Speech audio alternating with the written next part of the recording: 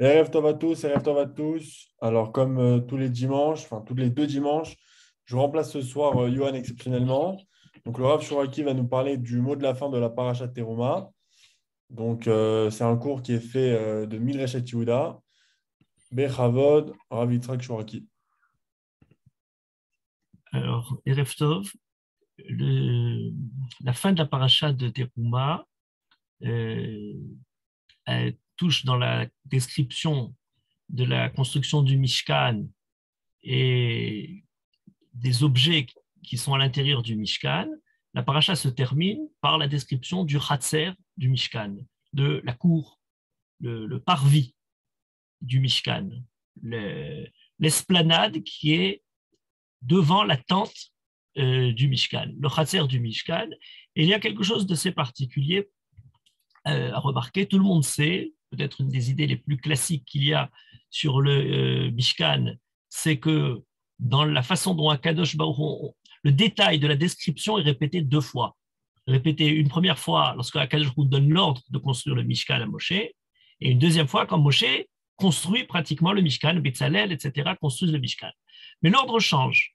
Au départ, lorsque Akadosh Baruch Hu donne l'ordre de construire le Mishkan, on sait que cet ordre-là, il commence par les objets qu'il y a à l'intérieur du Mishkan, l'arche d'alliance, le Aron HaBerit, le Mizbeach, la Menorah, tous ces éléments-là. Et ensuite, on a la structure du Mishkan, la tente elle-même, les piliers, les différentes façons de construire le bâtiment du Mishkan. C'est en ce qui concerne la description de l'ordre d'Akadosh Baruch Hu. Mais quand il s'agit de la façon dont Moshe met ça en pratique, il commence d'abord par construire le Mishkan et ensuite les objets. Et l'explication la plus simple, ce sont des idées les plus classiques qui existent. On dit pour construire le Mishkan, il faut d'abord avoir en vue l'objectif, la finalité, la raison d'être du Mishkan. Et c'est les objets qui sont à l'intérieur du Mishkan, l'Aron HaBerit, les différents objets sur lesquels va y avoir la Avoda, le fait de faire le culte d'Akadosh Baruch Hu.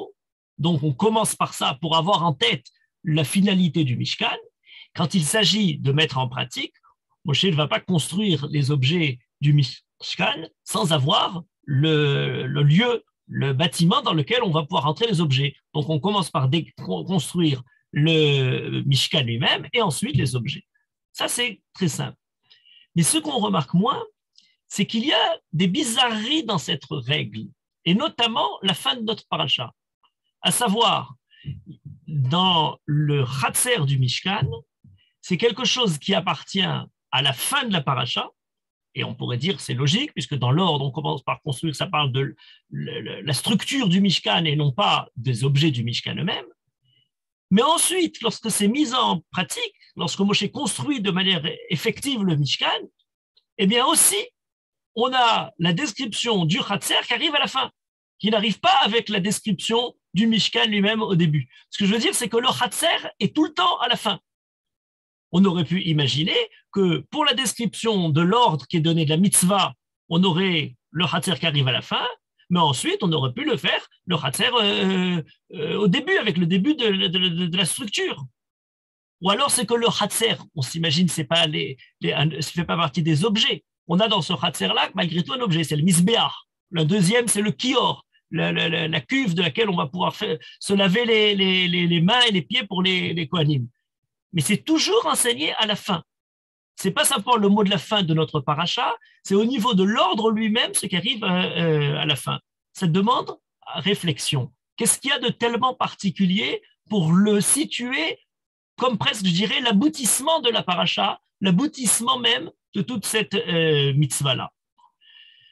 Le natif de Vologine, d'ailleurs, ajoute un élément sur cette réflexion sur le Hatzer et il dit la chose suivante, il dit pourquoi est-ce qu'il n'est même pas décrit la mitzvah de faire un Hatzer, de faire un parvis sur le Mishkan, une cour, puisqu'il est écrit Ve'asita et Hatzer à Mishkan, Ifat, Negev, Temana, etc.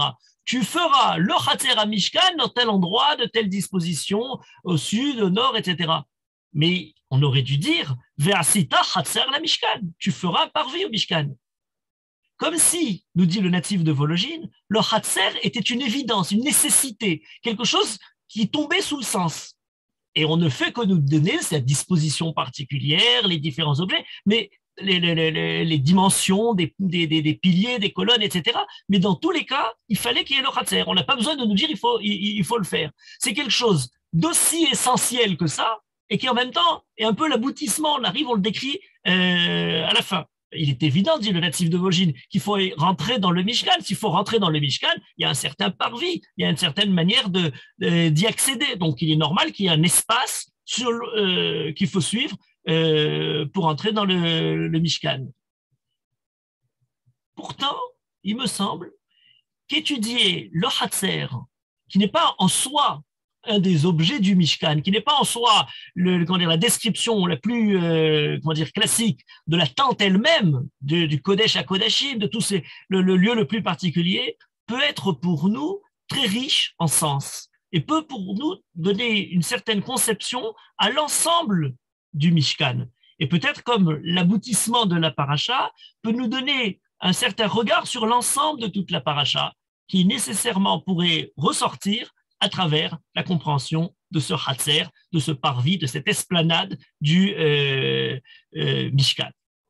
Alors pour commencer, d'abord, qu'est-ce que c'est que ce Hatzer? Qu'est-ce que c'est que ce nom même de Hatzer?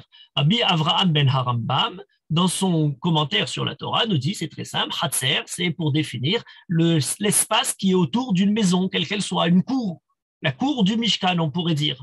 Dans le Targum Onkelos, on a d'ailleurs deux façons différentes de traduire le mot Hatzer, de l'hébreu de la Torah en araméen. Lorsqu'il s'agit du Hatzer du Mishkan, le Targum Onkelos traduit Hatzer à Mishkan, Darat Mashkena. Le mot, c'est Darat.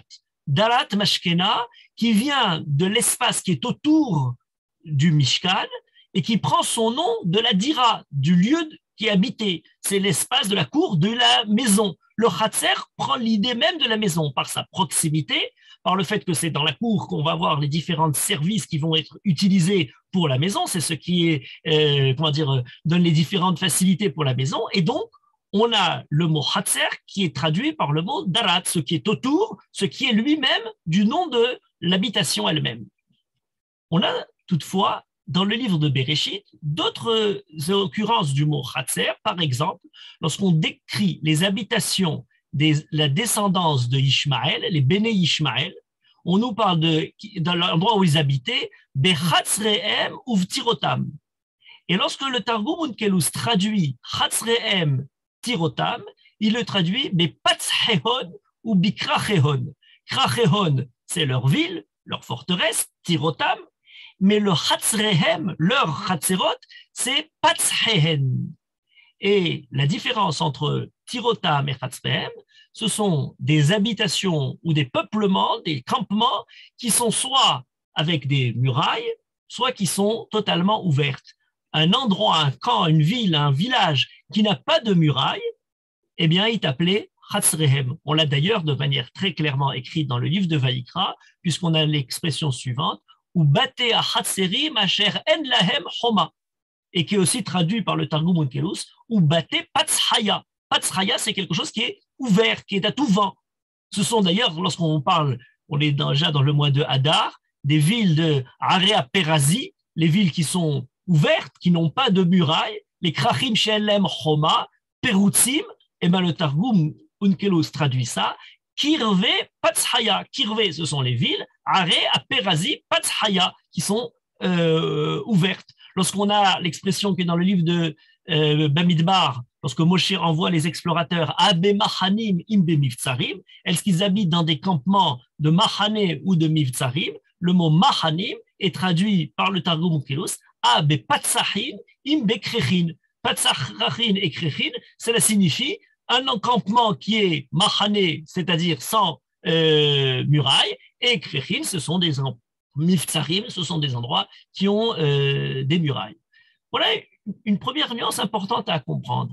Le Hatzer, c'est quelque chose qui est lié à la maison, qui est autour de la maison. C'est cette cour qui va pouvoir être utilisée pour la maison, mais qui est en même temps déjà ouverte un peu vers l'extérieur. Elle est d'ailleurs tellement ouverte que c'est plus une maison, puisque c'est une cour, donc elle n'a pas de toit, Toute la toiture n'est pas là. Lorsqu'il s'agit d'une ville ou d'une muraille ou de quelque chose qui pourrait fermer cet endroit-là, quand c'est la maison, il faut quand même encore la délimiter. Ce hatser-là permet encore de manifester un certain réchoute, une certaine propriété, mais quand il s'agit de la ville, eh bien, on peut avoir une ville ouverte. Une ville ouverte, c'est une ville qui est justement comme un hatser, qui n'a plus de muraille, qui est encore délimitée par des habitations, mais qui, dans ces habitations-là, ont quelque chose de commun qui les laisse malgré tout ouvertes à tout vent.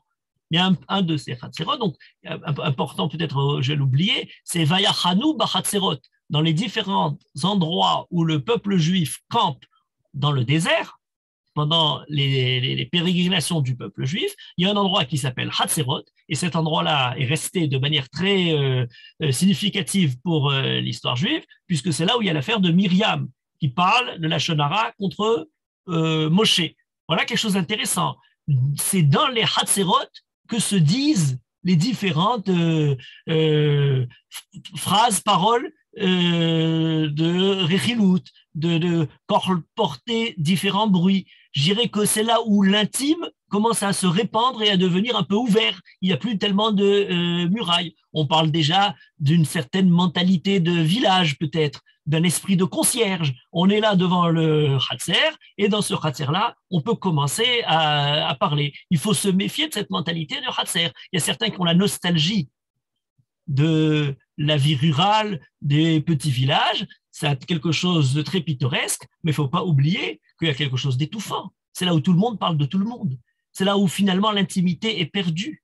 Aujourd'hui, on pêche dans l'excès peut-être opposé, c'est de grandes villes dans lesquelles on est dans l'anonymat total. Est-ce qu'entre cette notion de village ouvert ou dans les Hatzerot, on est là en train de raconter les différents bobards, pourquoi je dis bobard? Parce que c'est la traduction exacte. Vous savez qu'aujourd'hui, on a une autre sorte de communauté qui est dans une autre sorte d'anonymat, mais vous savez ce que sont des bobards sur gazouillis. Des bobards sur gazouillis, c'est l'équivalent de ces Hatzerot et de la Shonara qui se produit dans les Hatzerot, puisque le bobard sur gazouillis, c'est la traduction en français plus agréable de fake news sur Twitter. Vous avez des bobards sur gazouillis.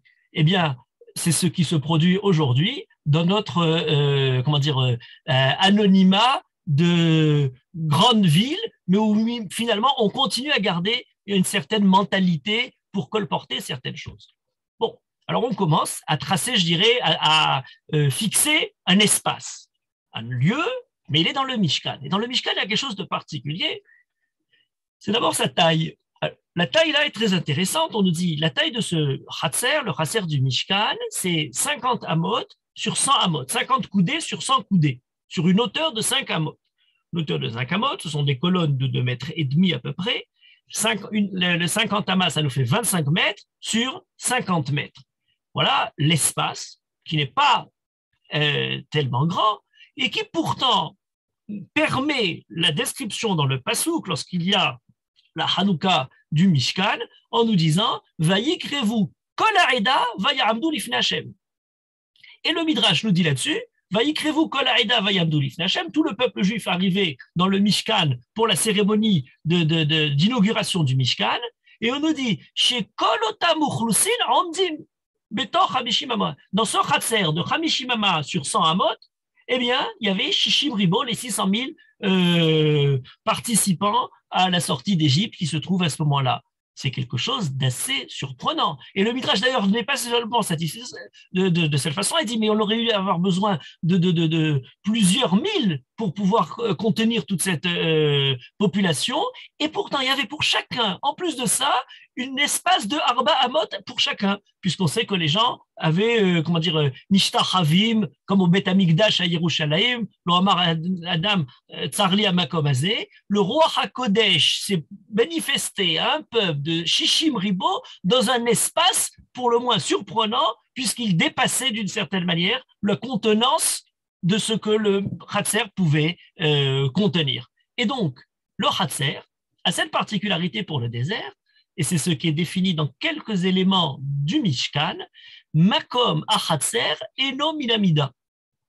Merat amahazik et amerube. Vous savez qu'on parle à propos du Haron à Bérit, de l'arche de l'Alliance, qui est dans le Kodesh HaKodashim, eh bien, on dit, si on calcule la surface du Kodesh HaKodashim et on calcule la distance qui sépare le mur jusqu'au début de l'arche et de la fin de l'arche jusqu'au mur d'après, eh bien, il n'y a plus de place pour l'arche. C'est tout ensemble entièrement pris. Donc, en fait, l'Aaron Abérite, c'est comme s'il ne prenait pas de la place, mais pourtant, il a quand même une dimension particulière. C'est quelque chose d'incroyable. Il y a une donnée de l'espace dans laquelle le Aaron Abérite, cette arche d'alliance, est complètement au-delà des différentes conditions, je dirais, spatiales normales du monde. Et donc, on nous dit, le Makom Aaron et l'Ominamida, pour le cas du Khatser dont on parle maintenant, on nous dira, ben, le Khatser, c'est Merat, il est tout assez étroit comme surface, un Mahazik est un Meroubé qui peut contenir l'ensemble de la population d'Israël. Voilà le début d'une marche dans le désert qui va finalement être pas si loin d'un voyage pas simplement géographique, mais spirituel avec des dimensions différentes. Un Hatzer dans lequel on commence à approcher presque, je dirais, extraterritorial, à s'élever au-dessus des dimensions de l'espace et de l'extension physique de notre monde pour pouvoir dépasser un certain paradoxe, je dirais, de la continuité de la surface du Khatser. Mais il y a peut-être quelque chose à poursuivre dans ce Khatser-là à travers, encore une fois, le mois de Hadar, un des passages les plus enrichissant sur l'étude du Khatser se trouve dans la Megillah d'Esther. Dans la Megillah d'Esther, on nous parle, alors là, j'allais dire en profusion de Khatser. Il y a le Khatser à Hitzona, il y a le Khatser à Pénimite, il y a Esther qui va arriver chez le roi en rentrant dans le Khatser à Pénimite. Il y a les commentateurs qui disent, mais pourquoi elle a besoin d'arriver jusqu'au Khatser à Pénimite, cette cour intérieure qui la met en danger, puisqu'il est interdit d'y accéder si le roi ne lui accorde pas sa grâce, alors qu'on voit un autre Khatser, le Khatser à Hitzoni, et dans ce Khatser à Hitzona, eh bien, elle aurait pu tout simplement attendre là et attendre que le roi l'appelle ou attendre, demander d'être introduite chez le roi sans risquer rien du tout. On crée un drame sur le fait que Esther approche le roi en rentrant dans le Khatser à Pénimite, que l'on y créa, alors qu'en fait, prenons l'exemple d'Aman tout simplement. Lorsque Aman arrive, on entend dire Mi Bachatzer, demande à Hachvérosh, et les Naharé Amelech lui répondent Iné Omed Bachatzer, Aman Bachatzer, Aman Omed Bachatzer, et le roi dit Yavo. Donc on aurait pu s'attendre à un peu l'équivalent en ce qui concerne Esther. Qu'est-ce qui se joue dans ce Khatser, dans lequel il faut attendre d'être introduit chez le roi lorsque Aman y accède, mais on le fait rentrer. Alors certains ont répondu à cette question-là, je dirais, dans l'envol de la dracha, en rentrant dans des explications de haute portée, de haute voltige spirituelle. Par exemple, dans certains commentaires chassidiques, l'Écouté Torah de Admour Azaken de Chabad, il dit la chose suivante, le Khatser à Hitzona et le Khatser à Pénimite correspondent à différents niveaux de l'approche du Meller, du roi. Si Esther veut accéder chez le roi, elle a besoin de s'élever plus haut que celui de Haman. Elle doit monter au Khatser Plimit, alors qu'Haman reste au Khatser à Hitzona. Kitetse la milchama alo yevecha, le dracha dira alo yevecha, tu sors en guerre au-dessus de Toifra, tu dois t'élever, tu dois avoir un droit moral, tu dois avoir quelque chose qui te met à une supériorité dans la proximité d'Akadosh Baruch Hu sur ton ennemi. La Torah, l'enseignement, la parole d'Hachem doit être au-dessus. Le Ral dans une dimension de supériorité, d'ascendance sur les autres.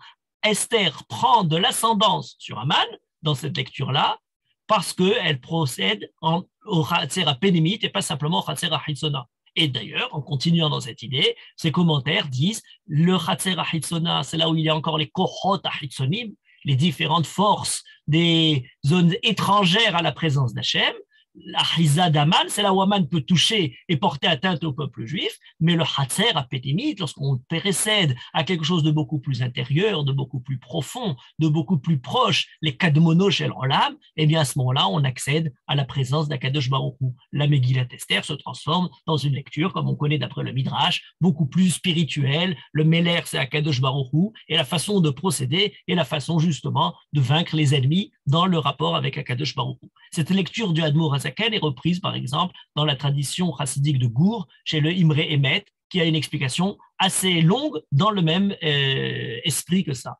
Il me semble que pourtant on pourrait rester de façon, je dirais, presque au niveau le plus simple, le plus élémentaire, dans la compréhension du Hatzer à travers ce passage de Esther, pour comprendre, je dirais, la définition universelle du Hatzer. Le sujet qui est débattu dans cette avancée d'Esther vers le roi, c'est comment approche-t-on le roi?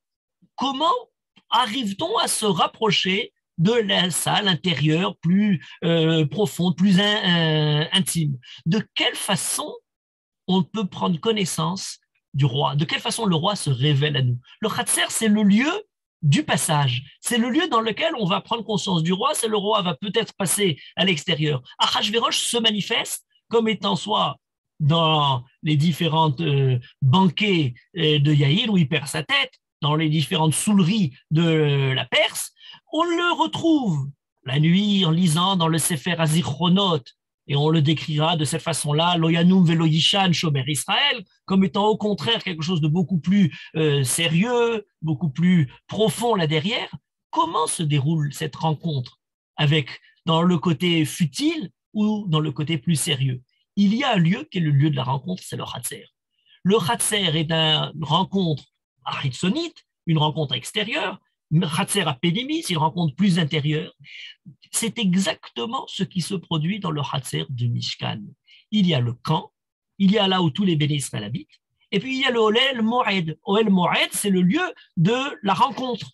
On le traduit la tente d'assignation, mais c'est plutôt le lieu où on va pouvoir, pour Moshe, pour les Kohanim, rentrer et presque être en contact avec Akadosh Baruch Hu. Comment se produit le passage de l'ensemble du campement vers le côté intérieur, le lieu de transition, le lieu du passage, le Hatzer? C'est quelque chose de très important parce qu'il faudra avoir une longue réflexion sur tous ces lieux de passage, de transition. On parlait dans notre dernière rencontre du Kevesh du Misbéach, de la rampe d'accès sur le Misbéach, qui est une rampe continue et qui n'est pas formée justement de marche. De quelle manière on peut procéder pour accéder d'un niveau à l'autre? Est-ce que le lieu de la transition n'est-il pas un peu un sas? Vous savez qu'à l'origine, le sas signifiait un tamis, comme on a l'expression qui est restée lorsqu'on dit ressasser, c'est repasser au sas, examiner minutieusement. Donc, au moment du passage, c'est avant d'être la pièce étanche entre deux milieux différents, entre deux pressions différentes, il y a besoin d'un sas, il y a d'abord le besoin dans cet endroit-là particulier, au moment du passage, d'examiner minutieusement comment va se faire, qu'est-ce qu'on va lâcher de ce qu'on a à l'extérieur et qu'est-ce qu'on va présenter vers l'intérieur. On peut d'un bateau embarquer ou débarquer, mais on peut aussi, par le sas, s'aborder le navire. S'il n'y a pas de sas, eh bien justement, on ne pourra pas gérer le passage de l'intérieur vers l'extérieur. Et j'emploie volontairement cette notion de maritime, de navigation, parce que vous allez voir qu'elle va nous suivre encore un peu plus loin.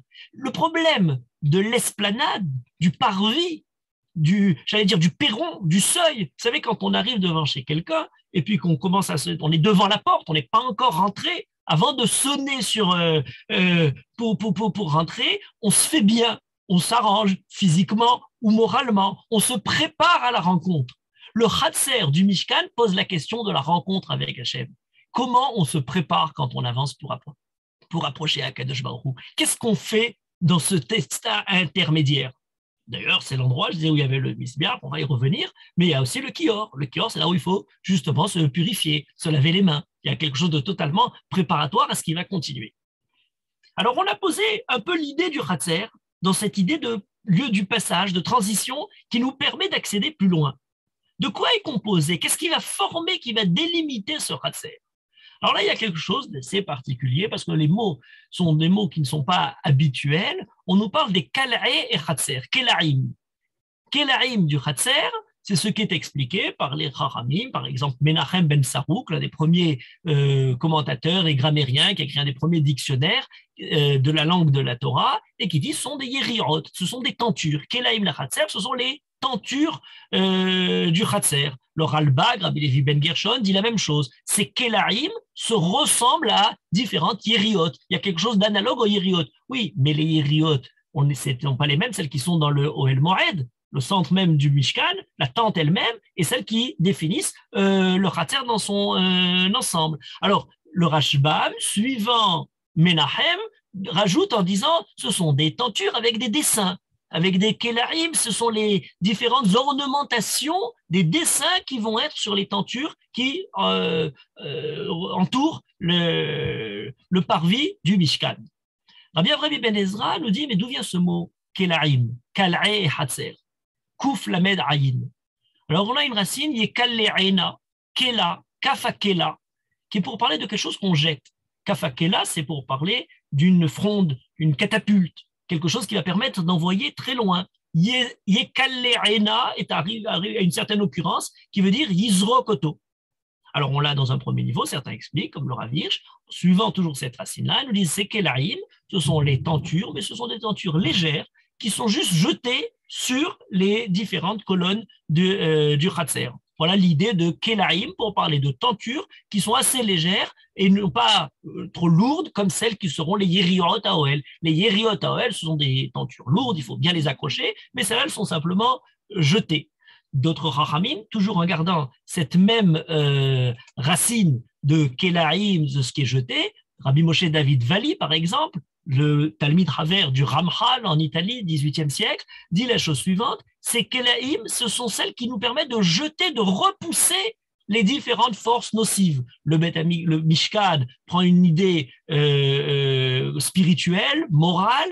Il y a autour de cet endroit de sainteté différentes mézikim, différentes agressions qui voudraient approcher, et ces kélaïm sont ceux qui le repoussent. La tenture a vocation, non pas simplement de séparer, mais de protéger. C'est ce qui va protéger le Mishkan.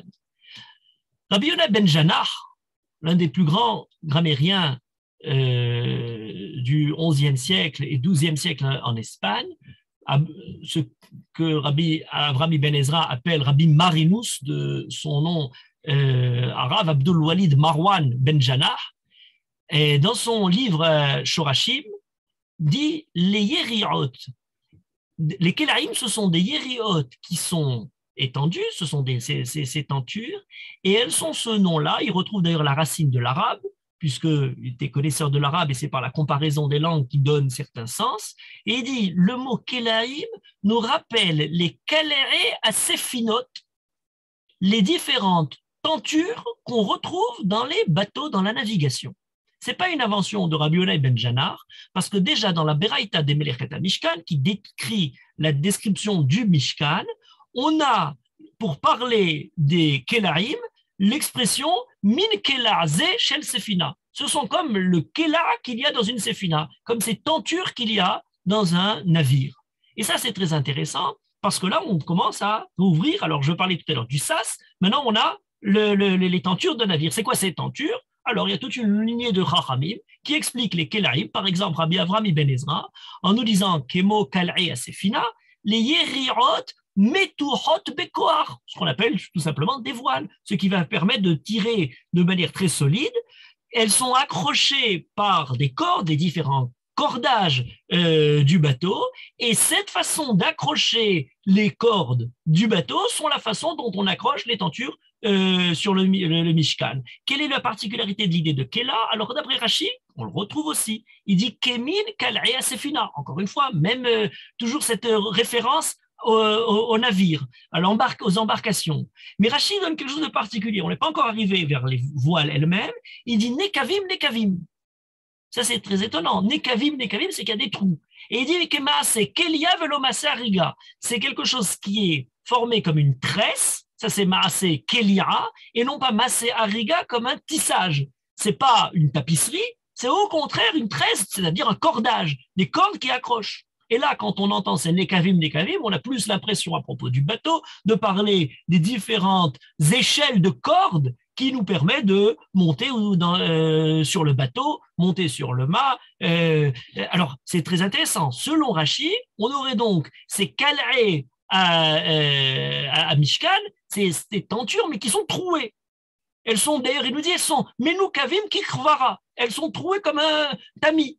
On retrouve l'idée de tamis cette fois-là, mais pour parler de ce qui est autour du Mishkan. On parlait du sas tout à l'heure. C'est ce qui va permettre au contraire, de séparer quelque chose. Le Targum Unkelos le traduit d'ailleurs Seradine. Et c'est de là que Rashi déduit en disant le michbar, une sorte de grillage qui se trouvait sur le Misbéach, qui était à Souy, Rechet Nechochet.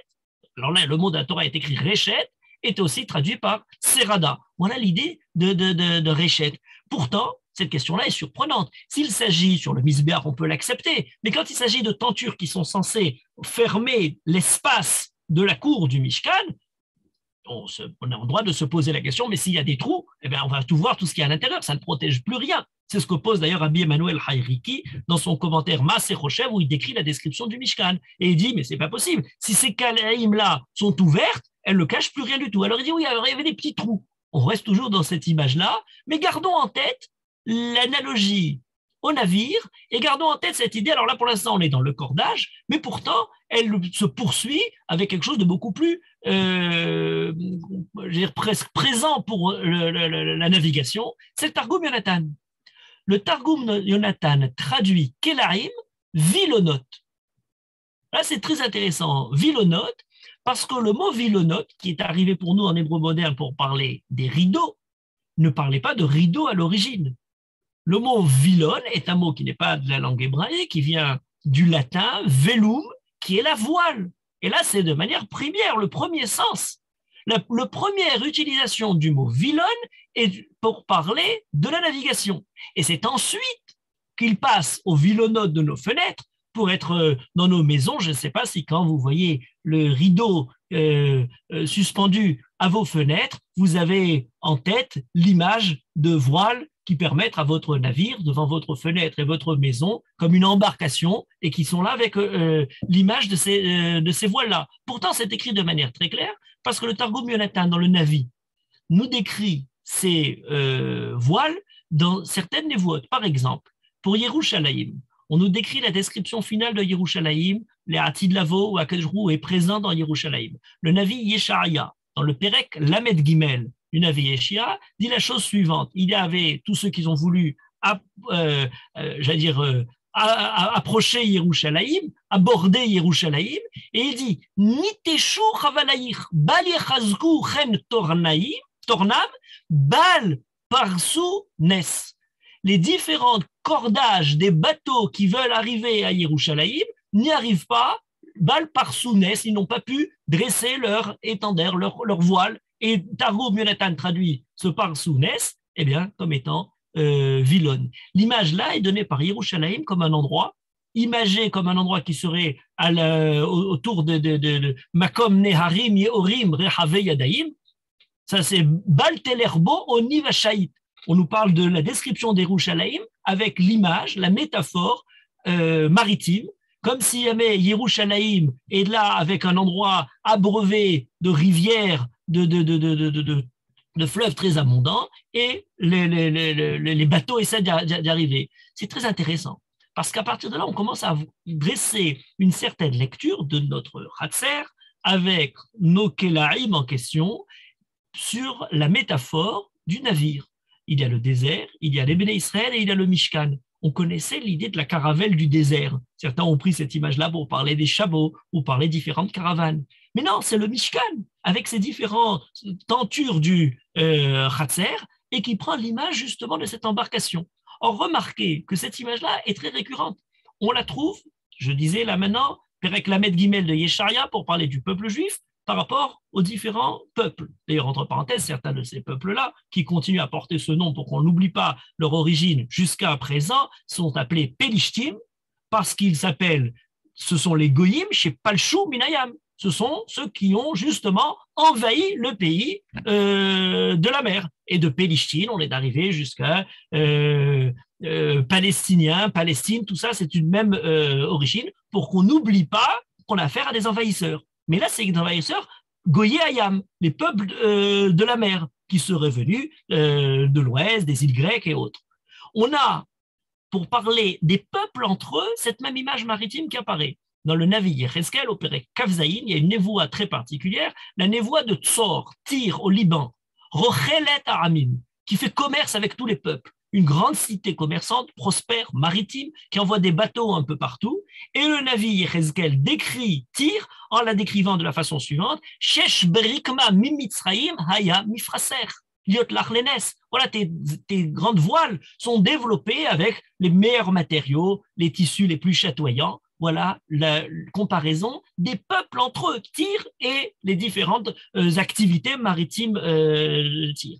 Même lorsqu'on voudrait parler dans un passou que je ne le ferai qu'évoquer sans développer trop longuement parce qu'il est très lourd et porte à la fin des Klalot, on nous dit: et vous retournez en Mitzrayim Baoniot, comme si on avait besoin maintenant de prendre le bateau pour arriver en Égypte. Alors qu'on est venu par le désert, on a eu la mer Rouge qui s'est ouverte sans avoir besoin de placer de bateau, mais au moment de la Kéla, vous retournez la chauve Mitzrayim Baoniot, dans des Oniot. Ce qui veut dire que même dans l'histoire du peuple juif, on a encore cette métaphore du navire qui est présente. Voilà le Mishkan qui est décrit avec ses Kélarim, avec ce Hatzer-là, comme une sorte de voyage Baoniot en plein milieu du désert. C'est quand même très intéressant, parce qu'on est a priori très loin, justement,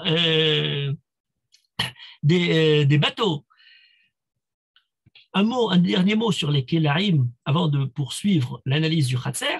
Eh bien, aujourd'hui, dans l'hébreu moderne, on parle de ces Kélarim pour nous parler du théâtre. Vous savez, Mahoré à Kélarim, c'est pour parler de ce qui se passe en coulisses, derrière les tentures qui cachent toutes les préparations qui ne sont pas sur le devant de la scène aux yeux de tous les spectateurs. Très intéressant. C'est le même mot de ces voiles qui permettent aux navires de s'avancer, qui donne l'idée au voyage virtuel de l'art, du théâtre, pour pouvoir permettre de jouer et de s'emporter par la pièce, par la représentation imaginaire de la création artistique. Alors, on a parlé du Hatzer, on parle des Kélarim. Il y a encore un mot important qui est aussi difficile que celui des Kélarim. On nous parle de Hashukim. Hashukim, alors dans la traduction, et c'est pas du tout évident, mais c'est traduit généralement par des tringles, ce qui n'est pas quelque chose de très poétique, mais Rashi nous dit Hashukim, ce sont des sortes de ceintures, de nœuds, de cordes, mais qui sont faites de fils d'argent et qui entourent les différents piliers, les différentes colonnes du Mishkan, et on ne sait pas grand-chose dessus. Alors, il y a toutes les opinions qui apparaissent sur pourquoi on a besoin de rajouter ces différentes attaches en argent. Alors, certains ont dit, par exemple, Rabbi Avraham Ibn Ezra, on a besoin de ces Hashukim pour, au contraire, bien accrocher les différentes vavim, les attaches où on va pouvoir poser les vilonotes, ces différentes tentures. Rabbeinu Meyuchas nous dit qu'il y en avait un en haut et un en bas de ces chachoukim pour pouvoir accrocher, et en haut et en bas. Le Rav Seforno nous dit non, il y en avait aussi au milieu, et leur but était esthétique simplement. C'est de l'argent, c'est quelque chose de très beau. Le Ralbag nous dit il fallait accrocher nos kélarim, nos différentes toiles, pour ne pas qu'elles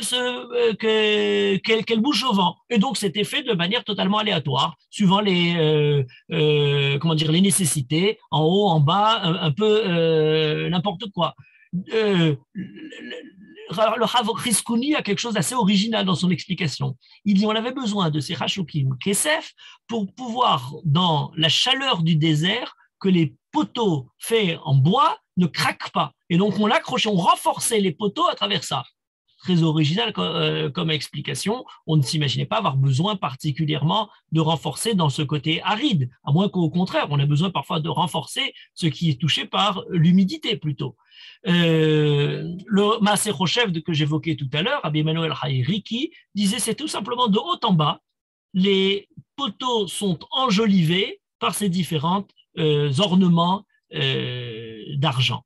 Et Rabbi Avraham ibn Rambam, le fils du Rambam, dans son commentaire sur la Torah, dit la chose suivante: ces hashukim, ces différentes cordes d'argent, nœuds d'argent qui accrochent qui entourent les piliers, sont pas du tout des cordes, mais ce sont des revêtements. Il prend l'idée de hashuk, quelque chose qui est accroché, comme hasheka nafsho, daveka, l'idée de quelque chose qui fait en fait les piliers étaient plaqués de bois, plaqués d'argent.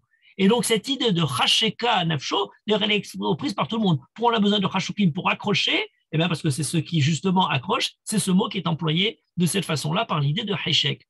Très intéressant. On est parti de nos cordes qui permettent d'accrocher les piliers, d'accrocher les tentures sur les piliers, et puis là, tout d'un coup, on est en train de parler de Heshek. Il y a dans ces voiles une certaine passion qui se déroule, quelque chose de particulier. On est dans quelque chose qui se révèle, mais il y a un peu d'argent et il y a un peu de bois derrière. Est-ce que lorsqu'on marche, sur la terre ferme, le terrain est solide, est stable, on est assuré de notre progression, nous bougeons quand l'espace est fixe. On avance dans la mer, eh bien il y a des vagues, il y a la mer toujours recommencée. Très bien. La mer toujours recommencée, elle est totalement semblable à quelque chose dans lequel on se pose la question: comment continuer à trouver une certaine stabilité dans quelque chose qui est tout le temps en mouvement? Je ne pourrais pas rester en mouvement au milieu de la mer. Et dans le désert, qu'en est-il entre la terre et la mer? Eh bien, d'ailleurs, certains ont appelé ça la mer de sable. On est dans le désert avec des dunes, du vent qui est toujours recommencé. Je suis parti dormir ce soir dans un certain désert, je me lève demain matin avec un autre désert. Le désert est tout le temps en mouvement. Comment progresser dans un monde qui n'est pas justement stable, qui n'est pas fixe, qui est totalement surprenant? Peut-être la lecture de la progression des Béné Israël dans le désert, avec le Mishkan, cette caravelle du désert qui leur permet de progresser, est ce qui va donner la réponse à la question: comment avancer dans un monde tout le temps recommencé, toujours en mouvement? Et on a effectivement les ananim, les nuées qui protègent le campement des Béné Israël, qui aplanissent le terrain, le feu, la colonne de feu qui permet de montrer le chemin, mais on a besoin d'une autre énergie. Et là, on a les voiles. On a les voiles qui portent d'une certaine manière, qui sont le moteur du mouvement du désert. Voilà quelque chose d'assez particulier qui associerait deux notions, les Kélaïm d'une part et les Hashukim d'autre part. D'une part, quelque chose qui porte avec lui le souffle des voiles, et d'autre part, quelque chose qui accroche, qui a la corde, qui a quelque chose de solide pour les attacher. C'est très intéressant. On a une image merveilleuse que mon père évoquait souvent pour parler de la façon de diriger dans beaucoup de différentes circonstances. C'est l'embarcation qui a besoin à la fois d'une voile et à la fois d'un gouvernail. La voile est ce qui donne l'énergie, et ce qui donne le mouvement, et ce qui va emporter le navire. C'est très bien, c'est très important. Mais s'il n'y a pas de gouvernail, s'il n'y a pas possibilité de diriger ce navire, eh bien la voile va nous faire briser notre embarcation sur les récifs. Pour justement diriger, aller dans la bonne direction, il faut le gouvernail. Mais s'il n'y a que gouvernail, eh bien, on perd la force, la puissance du vent, on n'avancera pas très loin. On n'a plus d'énergie, on n'a plus justement de ce qui nous permet. La conception juive est de pouvoir garder la voile et le gouvernail en même temps. Le gouvernail, eh bien, c'est la Torah qui est présente, c'est ce qui donne les mitzvot, c'est ce qui donne le côté rigoureux de la pratique, du détail, de la façon de diriger chacune de nos orientations, de nos activités, du cours de notre vie.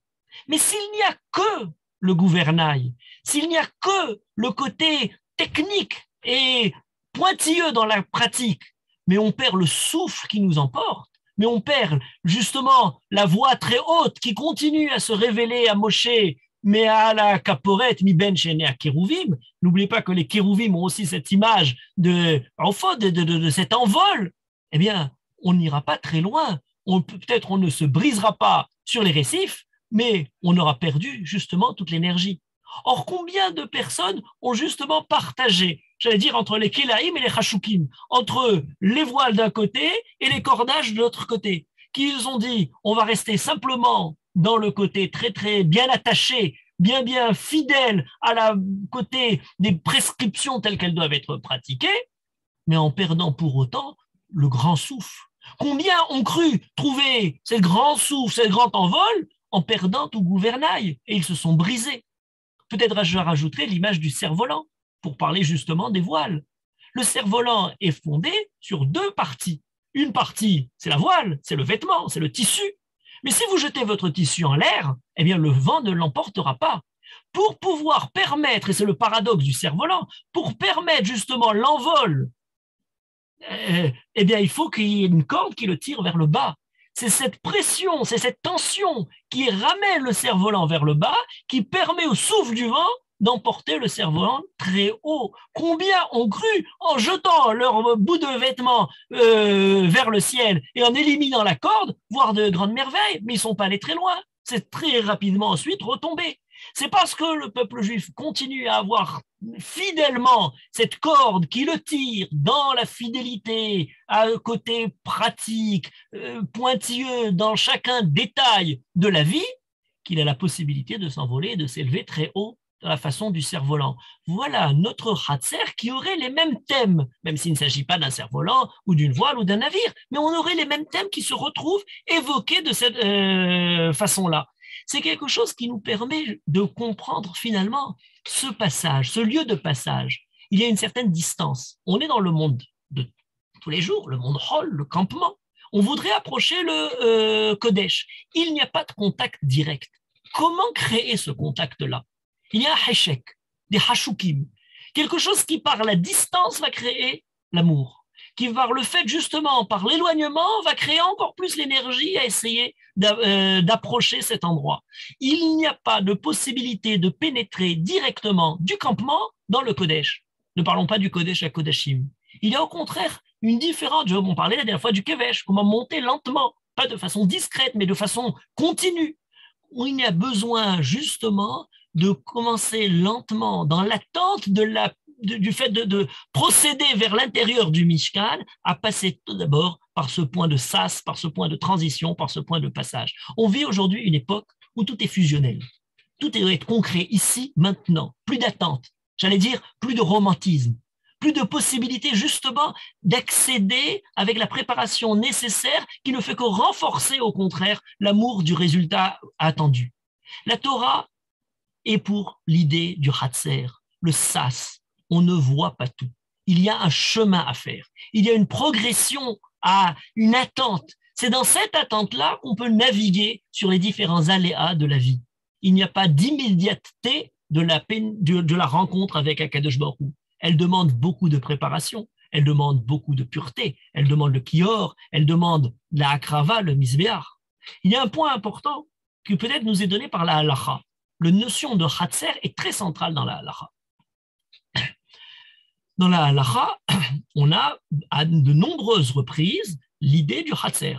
J'évoquais tout à l'heure l'idée des Reshuyot pour le Shabbat. On a le Reshut Yahid, le Reshut Rabim, et on définit justement un Reshut par le fait qu'il y ait quelque chose qui est fermé. Je suis dans le Reshut Yahid quand il y a une muraille, il y a une barrière, et de cette façon-là, je suis sorti de la maison, mais je ne suis pas sorti encore à l'extérieur. On commencera à mesurer le troum, la distance qui peut être parcourue le Shabbat à partir des murailles. Il y a quelque chose qui protège, qui crée un certain reshut, une certaine entité géographique, même juridique. On a dans la halacha des questions, par exemple, une question intéressante. Lorsqu'on amène le maaser, tant qu'on est encore dans le chemin, dans le champ, on ne peut manger sans faire le maaser. Ce qui va donner le devoir de prélever les différents prélèvements du maaser, c'est lorsqu'on a amené les aliments, el pene à baït. On a été kovera. Ils ont vu la maison, l'endroit où on va les amener. Biarti à Kodesh min habayit. Le mot baït est employé pour dire c'est quand on a amené les denrées des champs dans la maison qu'intervient le devoir de prélever le maaser, etc. La question que la Guémara pose, c'est qu'en est-il du hatser? On n'est pas encore amené dans la maison, mais on est arrivé dans le hatser. Est-ce que le hatser est kovera les maasrot ou n'est pas kovera? Il y a une marloquette, Rabbi Yana et Rabbi Yochanan, pour nous dire, oui, des Rabbana, les Chachamim ont fait une Gzera, ou Minatora. C'est très intéressant, ce débat-là. Ça semble être un débat de détail de l'Ilchot Maaser. Pas du tout. Je suis à l'extérieur. Est-ce que, étant arrivé dans le Khatser, je suis déjà arrivé dans la maison? Est-ce que j'ai déjà pénétré dans le lieu en question? Est-ce que j'y suis ou pas encore? Mais c'est justement tout le problème des zones intermédiaires, des zones transitoires. Je suis dans le campement de transit. Est-ce que j'ai déjà quitté là d'où je viens, mais est-ce que j'ai déjà quand même, arrivé, abouti, intégré là où je voudrais arriver? Il y a une notion très intéressante et assez paradoxale qui a laissé beaucoup de débats, d'études dans la Gemara à propos de la façon de faire le kinyan, de s'approprier quelque chose. Dans ma série de Baba Metzia, on a une notion qui s'appelle kinyan hatser. Kinyan hatser, c'est-à-dire que si jamais quelqu'un me met dans ma propriété, pose dans ma maison, dans ma cour, qui m'appartient un objet, eh bien, ce qui était dans ma cour m'est acquis. J'ai fait l'acquisition de telle chose par le fait que c'est mon khatser. Khatsero shel adam, reshuto shel adam, konelo. Sur la maison, sur le toit, sur les gens. Très bien. C'est un peu comme si jamais il l'avait posé dans ma main. J'ai la main, eh bien, le hatser, c'est la main prolongée de la personne. Elle sort de la maison, elle va un peu vers l'extérieur et elle peut recevoir, porter en elle le poids de l'appropriation de ce que vous voudrez obtenir pour tout ce qui est des objets et autre chose. Qu'en est-il de ce qu'on appelle, paradoxe étonnant, le hatser amitalechet? Il peut y avoir un hatser qui est en mouvement. L'exemple, c'est par exemple l'animal de l'homme. Si jamais maintenant j'ai un animal, ma bête qui avance, et puis quelqu'un met sur ma bête quelque chose, est-ce qu'on va dire la bête fait, on a posé sur l'animal c'est ma propriété, donc en fait j'ai acquis la chose à travers l'animal? Et la réponse est que non. L'animal est appelé hatser amitalechet, c'est un hatser en mouvement, c'est ma propriété qui est en train de se déplacer, et par conséquent il n'y a pas le côté fixe qui fait intégrer le kinyan, qui donne le côté d'appropriation. Et la Gemara continue, et là vous voyez le côté subtil et profond des études de Talmud, qu'on a l'impression parfois qu'elles vont chercher en coupant le détail. Qu'en est-il d'un navire? Je suis en train maintenant de me promener. Alors ma maison et mon khatser, c'est fixe. L'animal qui est en train de bouger est en mouvement. Je suis maintenant sur ma barque. Et quelqu'un, alors là on pourrait dire quelqu'un arrive, ou alors l'autre cas qui est dans la Gemara est encore plus intéressant, je ne rentrerai pas dans les conséquences de ce détail, il est intéressant, c'est on dit comme ça, quelqu'un était en train de naviguer, et tout d'un coup des poissons ont sauté de la mer dans ma barque. Ah, j'ai pas besoin d'aller pêcher, les poissons se trouvent déjà sur ma barque. Est-ce que j'en suis propriétaire à ce moment-là? Est-ce que la barque me permet de s'approprier de ce qui a été posé dessus? Et la réponse de la Gemara, c'est non. Excuse-moi, ça devrait être quelque chose qui est appelé mitalechet, comme l'animal. Et la réponse de la Gemara, c'est de dire la barque n'est pas comme l'animal. La barque peut justement, elle n'est pas considérée comme quelque chose qui est en mouvement, elle est fixe. Ah ben elle n'est pas fixe, elle bouge en permanence. On a dit qu'elle était dans l'eau. On dit oui, mais elle ne bouge pas par elle-même, c'est la mer qui la fait bouger en permanence. Donc comme elle n'a pas le mouvement qui est en elle par elle-même, mais elle a le mouvement qui est quelque chose qui la balance, eh bien, elle est appelée quelque chose de fixe. C'est quelque chose de renversant, et je vous dis tout de suite les conséquences. Est-ce que pour avoir un mouvement, il faut avoir la conception de ce mouvement, ou est-ce que le mouvement, lorsqu'on n'en a pas la conception, il existe? Inversement, est-ce que parce que j'ai l'assentiment du mouvement, c'est qu'il y a mouvement ou il n'y a pas de mouvement? Est-ce que lorsque je me déplace dans la mer, je suis tout le temps en mouvement? Est-ce que je suis en train d'être ballotté par l'eau? Est-ce que ça s'appelle un mouvement ou non? Prenons un exemple très simple. Nous sommes tous assis, loin l'un de l'autre, mais on est quand même, on semblerait être fixe. Ah oui, mais pas vraiment, parce que la Terre elle-même a une vitesse moyenne lorsqu'elle tourne sur elle-même, à l'équateur, mettons, on va dire comme ça, de 1700 km à l'heure. Elle a autour du Soleil, une vitesse à peu près de 30 km à la seconde. Ça fait que si ça fait à peu près 1 heure, on est en train de parler, on a fait à peu près tous ensemble, chacun là où il se trouve, quelque chose dans les 100 000 km depuis 1 heure. On a avancé 100 000 km. Vous avez senti le mouvement?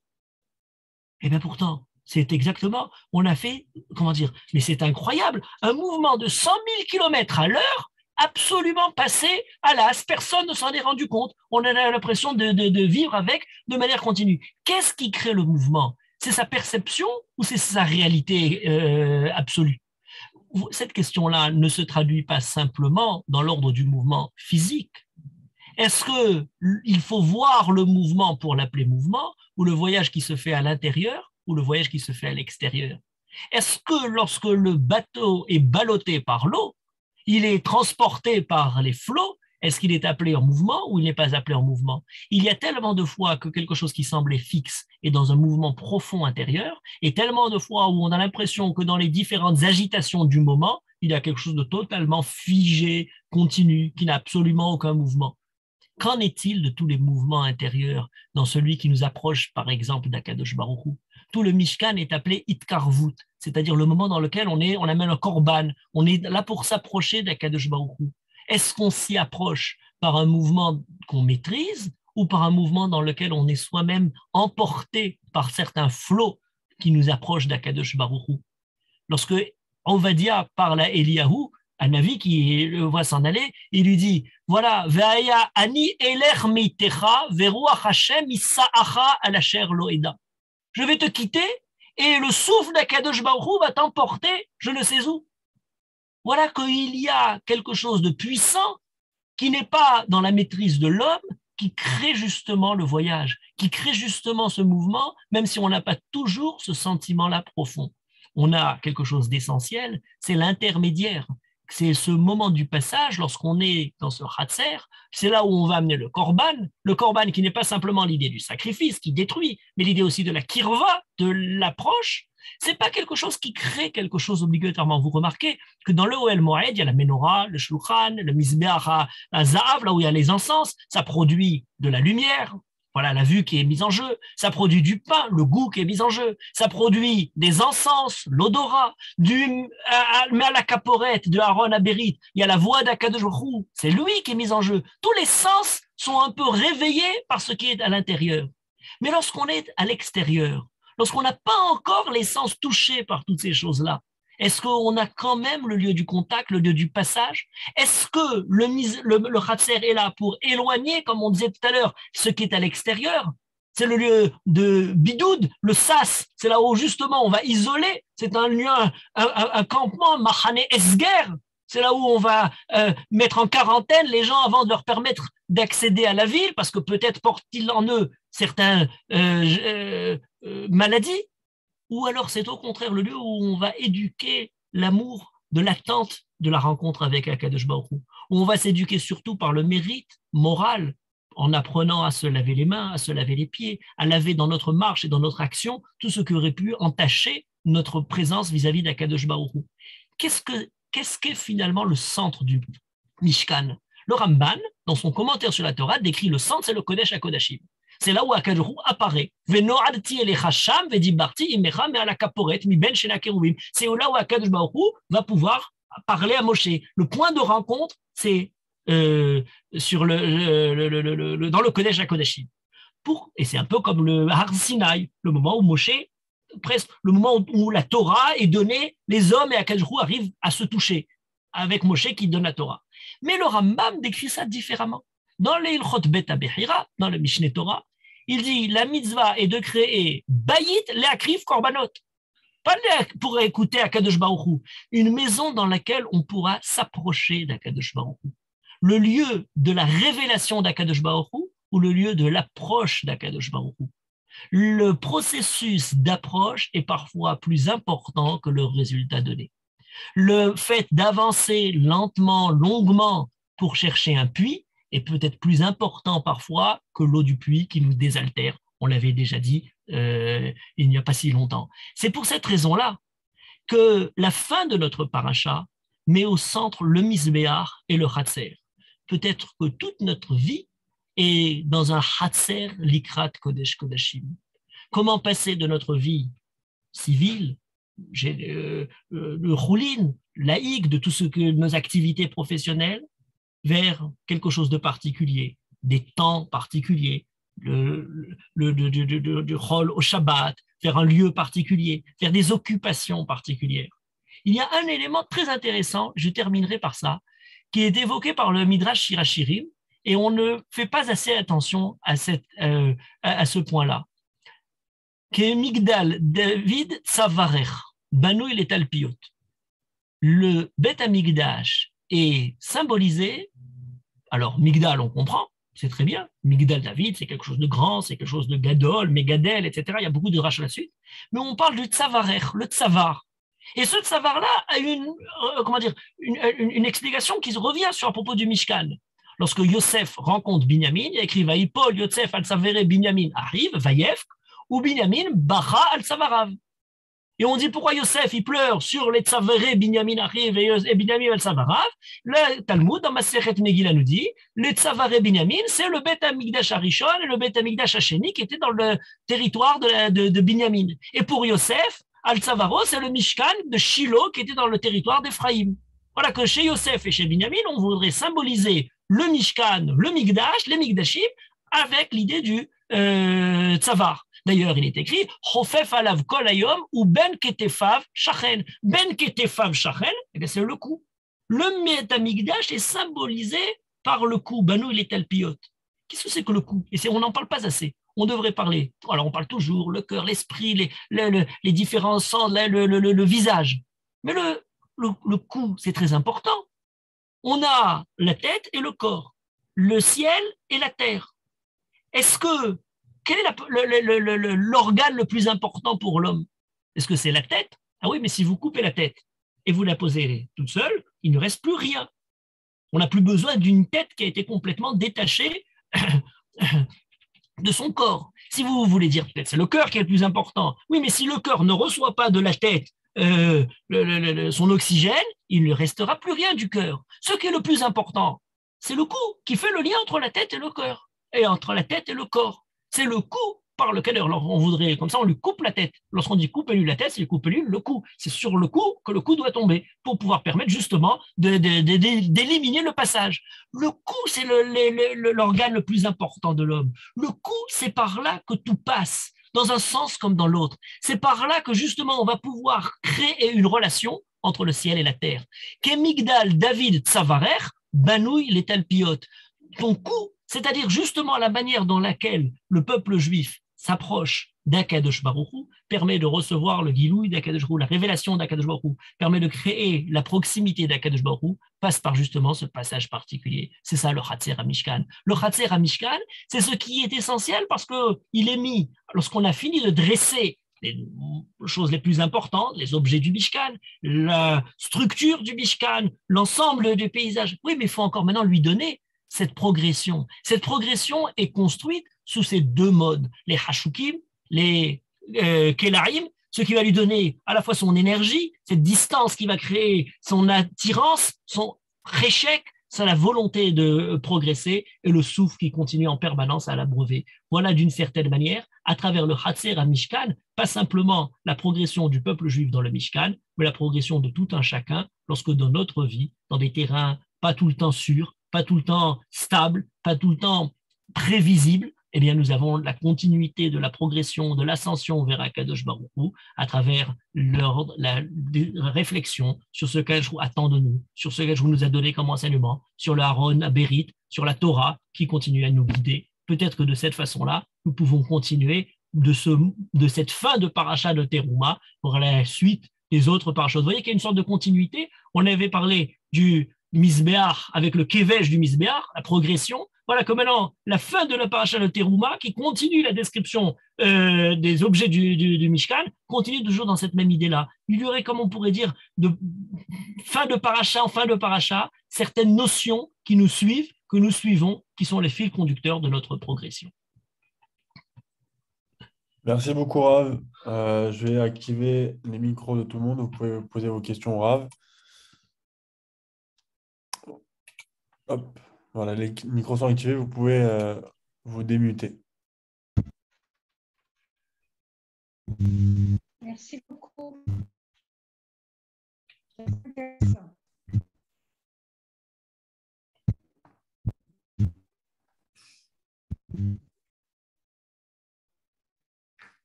Vous arrivez à enlever à mettre vos micros? Si vous avez une question pour le Rav, c'est maintenant. Donc là, vous pouvez normalement tous activer votre micro.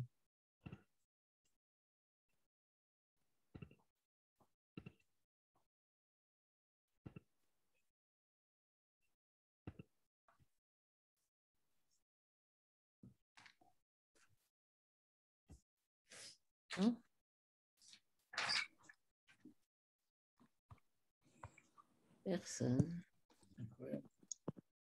Bon, Rav, je pense que c'était très clair. Il n'y a pas de questions. Digérer d'abord. Il faut d'abord digérer tout ça. Merci beaucoup, Rav, pour ce Merci. magnifique cours. Bonsoir. Merci. Bonsoir. Toda. Toda.